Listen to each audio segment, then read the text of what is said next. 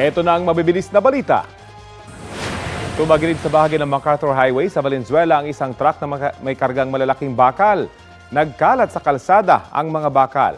Naitayo ang truck matapos ang 6.5 oras. Kwento ng driver, marahan niyang inililiko ang truck noon nang bigla itong tumagilid. Hindi naman daw overweight ang karga ng truck. Arestado sa buy-bust operation sa Barangay Batasan Hills, Quezon City ang isang lalaki. Nakuha mula sa kanya ang nasa 200 gramo ng umano'y shabu na nagkakahalaga ng mahigit 1.3 million pesos. Inaalam pa ng pulisya kung sino ang pinagkukunan ng iligal na droga ng suspect. Mahaharap siya sa reklamong paglabag sa Comprehensive Dangerous Drugs Act. Itinanggi naman ng suspect ang mga paratang. Paliwanag niya, ipinatago lang daw sa kanyang package na hindi niya alam kung ano ang laman. Kapuso, alamin ang maiinit na balita. Bisitahin at mag-subscribe sa GMA Integrated News sa YouTube.